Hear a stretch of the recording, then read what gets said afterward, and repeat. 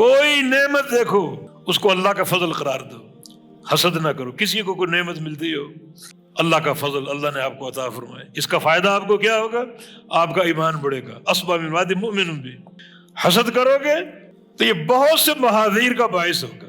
حسد کا معنی اللہ کی دین پر آپ جلتے ہیں، کڑتے ہیں، اس کا انکار کرنا چاہتے ہیں، تقدیر کا انکار کرنا چاہ رہے ہیں۔ سب تقدیر میں لکھا ہوا ہے، تقدیر بالقدر ہے، اللہ کے فیصلے پر جلنا ہے۔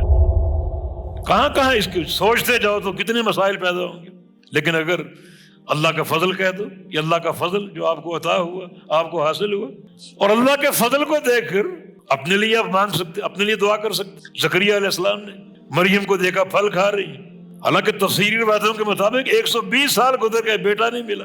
آج ایک دلیل مل گئی، مریم پھل کھا رہی موسم کے بغیر۔ ہنالک دعا زکریا ربہ۔ یہ اصول ہے، جلنے اور کڑنے کی بجائے اللہ کا فضل اپنے لیے مانگو۔ دعا شروع کر دی، فرشتے بشارت لے کر پہنچ گئے۔ فنادت الملائکہ وہو قائم یصلی فی المحراب، بشارت آ گئی۔ تو کوئی فضل آپ دیکھیں، بارش آپ دیکھیں، دعا کریں، اللہ کی رحمت برس رہی ہے، اللہ کی رحمت کسی کو حاصل ہوئی، آپ اس کو اللہ کا فضل قرار دے کر جلنے اور کڑنے کی بجائے اپنے لیے طلب کریں، اللہ آپ کو اس سے بڑھ کر دینے پر قادر۔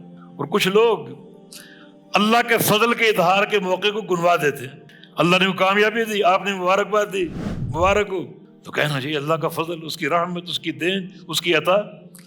جی یہ میرے والدین کی دعا ہے۔ تمہیں کس نے بتایا کہ والدین کی دعا قبول ہوئی ہے؟ جو فضل ذکر کرنے کا موقع تھا آپ نے گنوا دیا۔ جھوٹ بھی ہو سکتا ہے، اللہ نے چیز دی ہے، ممکن ہے والدین کی دعا پر نہ دی ہو، جھوٹ بھی ہو سکتا ہے۔ تو ایسی بات کرنا جو عقیدے کے منافی ہے اور جو کمال ادب اللہ کی ذات کے ساتھ اس کے خلاف ہے، اس سے گریز کرنا چاہیے۔